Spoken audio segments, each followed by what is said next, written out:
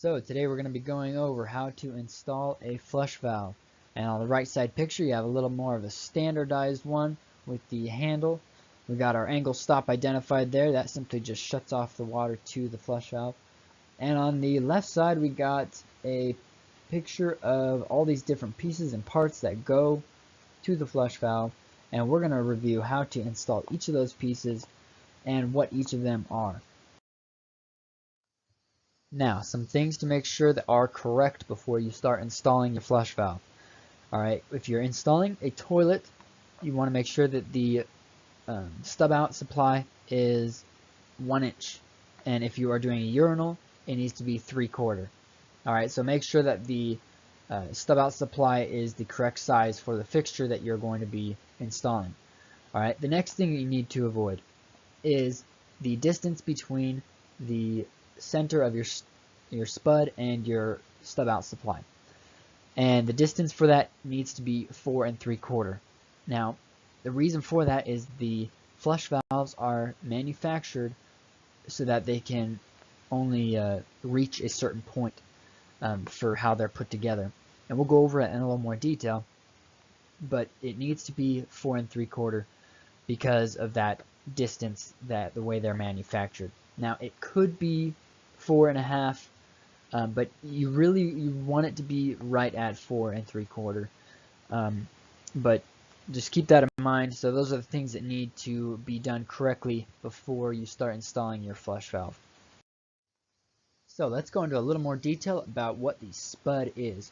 Alright, now the spud is what connects the flush valve to the fixture, whether it's a toilet or a urinal or whatever it is.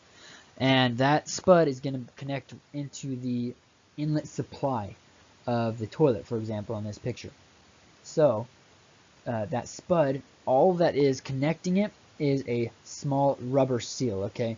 And there's that nut on top that tightens it down. And when you are tightening down that nut, usually the spud comes inside of the toilet or the flush valve or the urinal, but you want to make sure that it is tightened down. But you do not want to over tighten it, because what happens is the only thing that is holding the spud in is that rubber seal, and that rubber seal can easily pull out. So when it comes to rubber, you simply just want it to be tight enough to where it's snug and it's going to hold. It doesn't need to be super tight, it just needs to be snug. And that's something you need to always keep in mind with plumbing tools and materials, is that when it comes to rubber, it needs to be just snug. It doesn't need to be super tight, otherwise you can damage the rubber seal. Also, another thing is that there are some holding prongs, and those prongs can be used to take out the spud.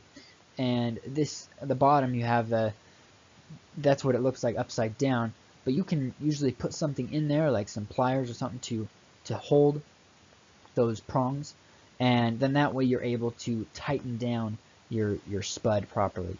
Alright, so that's a little more about what the spud is and how the spud connects to the fixture.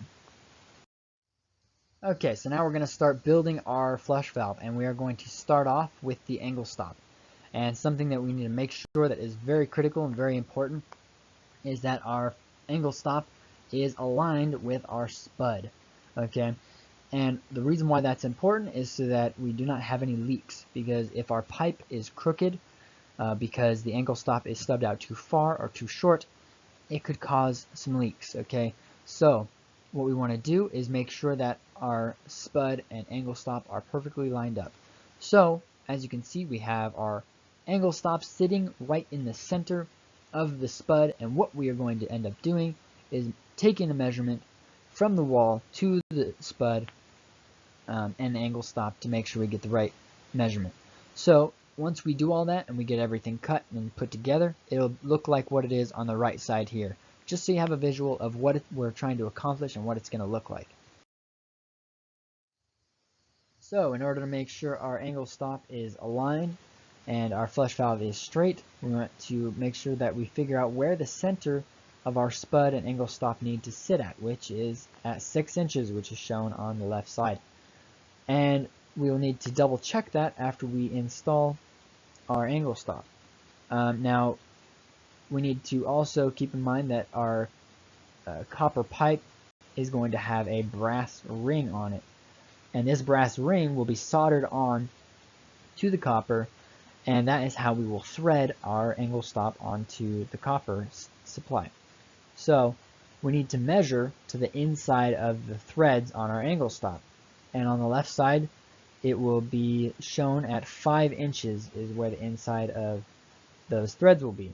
So, but we need to also keep in mind that the brass ring has a lip on it, which is a 1/4 inch thick, and we need to subtract that from our measurement as well. So our new measurement will be 4 3/4 for our copper stub out for where we need to cut it, and we'll go on to that next.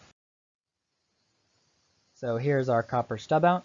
We're going to measure 4 3/4 off the wall and mark that, and then we will make sure the water is shut off.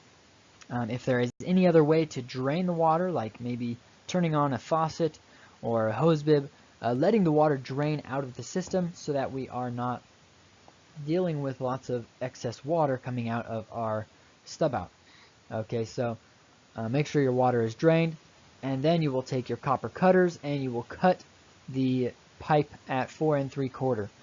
And once you get that cut, you will let it drain into a bucket and make sure it is fully drained. You do not want any water dripping out as you are soldering, otherwise you will not be able to solder the brass ring on properly and you will have leaks.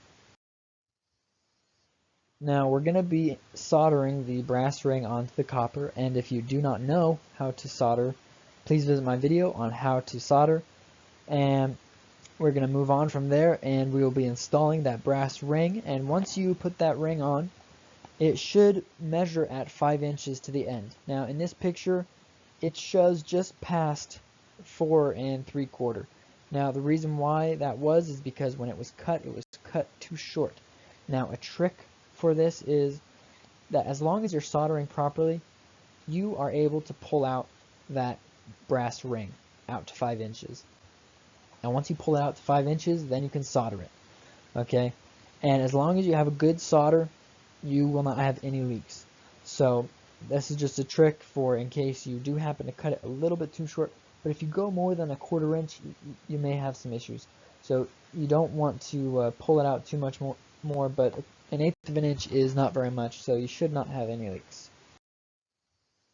So after you have installed your brass ring and have soldered it on, you want to make sure that you do not have any solder drops at the bottom.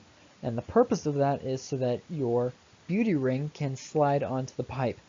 And if that droplet is there, you will not be able to slide that on. So when you're soldering with the solder still hot, you can just swipe off that droplet, and then you'll have a clean pipe and you'll be able to put that beauty ring on.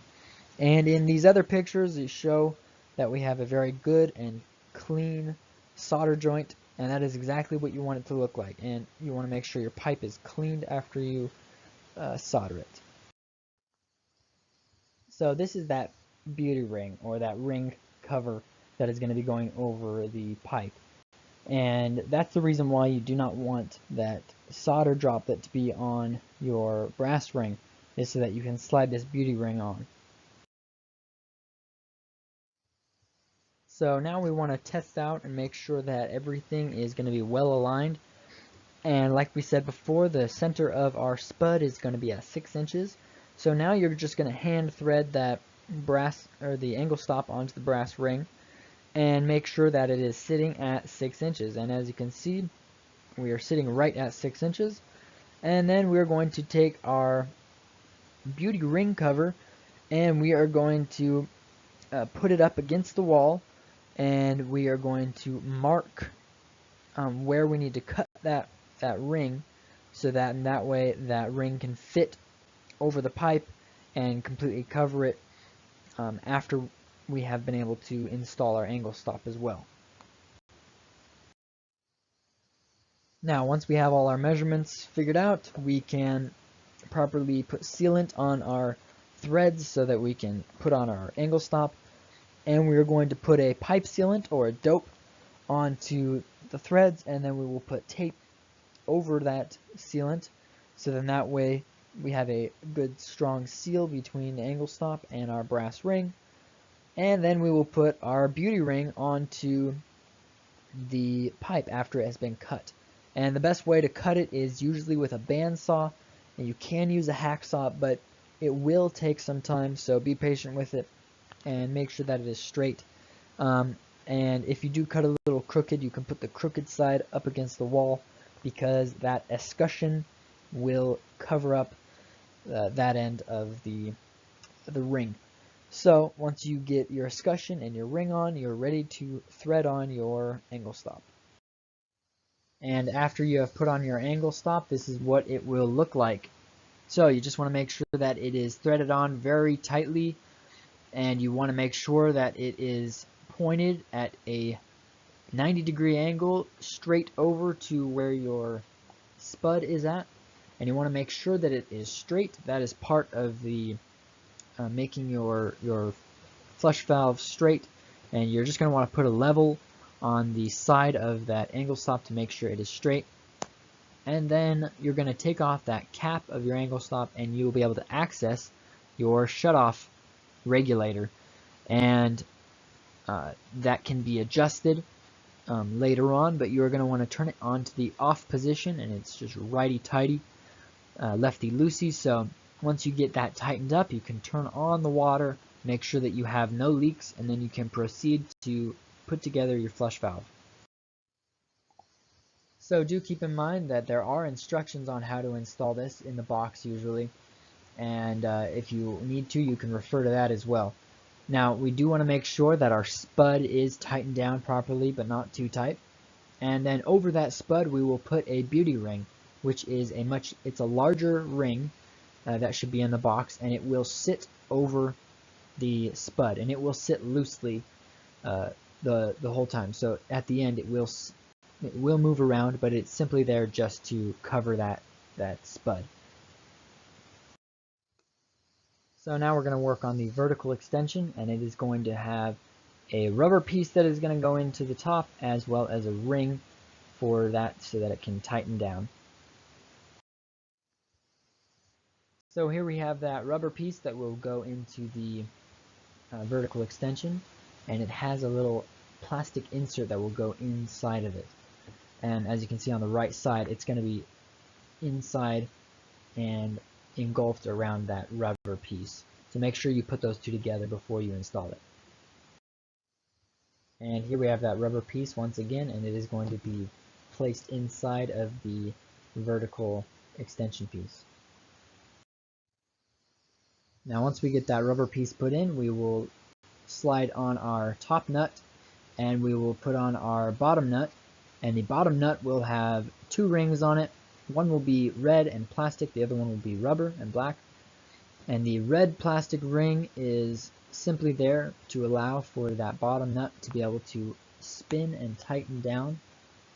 Otherwise, that nut could get caught up on the rubber, and then it would not be able to tighten it down all the way, and it would cause a leak. So just so that you understand the concept behind that the plastic allows for the top nut to be able to spin and tighten down the rubber. So once you do that, you can put on your extension piece to make sure that it is going to fit where it needs to go, and your flush valve body needs to be able to fit above that, and then it needs to be able to 90 over to your Anglestop. So as you can see on the right side, the extension piece is sitting really high. So we are going to need to cut that. So we'll go over that in a little bit more in the next slide. So once you finish, this is what it's going to look like. But like we were saying, you need to have that extension piece cut to the proper length of your flush valve body. So you're going to want to put the flush valve body onto the Anglestop, and then you can measure the distance from the bottom of that flush valve body to the inside of your spud to figure out what your measurement needs to be to cut it at. So once you get it cut at the right length, you can install that extension piece and then tighten down all of the nuts, and then you are able to turn the water on to make sure that you don't have any leaks. Now, something I failed to share is that there is another red ring that goes onto the top nut of that extension piece, and I have generally had issues with putting that in, and I don't understand why it is supposed to be there. I don't find any purpose or reason for it, but you can discard that red ring and you can go ahead and tighten up that top nut and it should hold. But if anybody has any suggestions on the purpose of that red ring in this situation for that top nut, please leave a comment below. But I have always had issues with it leaking, so I simply just discard it. But if you could get that measurement cut properly and then install it, turn on your water, and once you get it on, you want to regulate it to the right pressure. If you have the water on too high, it will splash a lot of water out, but if you have it at the right temperature you want, it'll just come out the way it should. So just take your time on figuring out what kind of pressure you want coming out of the flush valve so that you don't get lots of water splashing around. So anyway, that is how you install the flush valve. Now, if you have any comments or suggestions, leave them below, and I will be happy to answer any of those questions. And thank you for watching my video.